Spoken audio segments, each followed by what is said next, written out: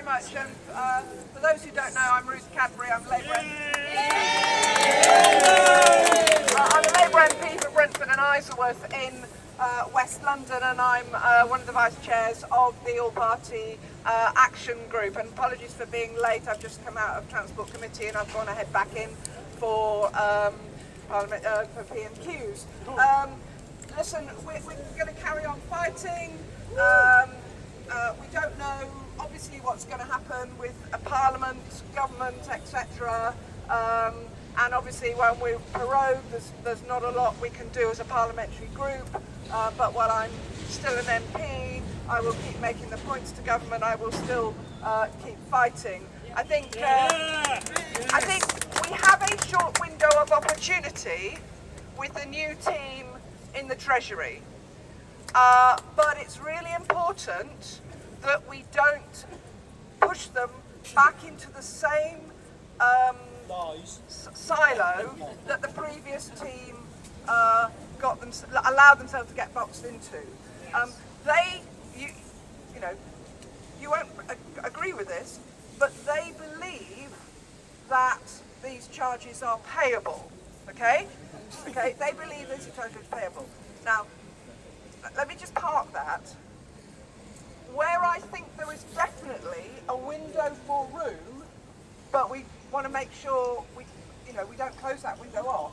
Where there is a window is on the process, on the delays, on the lack of natural justice, on the fact that you don't have access to the basic processes such as tribunal and ombudsman and so on. I don't understand why this is, but so do quite a lot of MPs do not understand why these basic processes aren't there. If they were there, if we could have a review on the processes, we then open up the whole issue and there can be a more open-minded debate. Because I'm afraid that particularly in the government party, and certainly among the sort of officials and culture around Treasury and HMRC, there are closed minds. So that you could just think about that in terms of your communications. I mean, we are all appalled, and all MPs are appalled at the stories of from constituents of how HMRC are behaving. And I find it unbelievable in a public body. Unbelievable. And I have to deal on behalf of constituents with the DWP and with the Home Office Immigration Service. And I cannot believe, and they're bad enough, but HMRC's behaviour and processes are stratospherically appalling. So, this is where I think we can start, I think we already have started. But I think these are where we can start. We've also got the judicial review pending, legal cases and so on. So I realise that you've had deadlines. You've had deadlines from last week. Some people have got deadlines at the end of this week, and the stress is unbelievable. I think we're aware of 6 suicides. I mean, this is just incredible, and unfortunately, it's getting lost with Brexit. But you can be assured that you have the support of a lot of MPs in Parliament. Keep talking to us. It's good to sit down with constituents. In my case, last week in Brentford and Isleworth. Keep talking.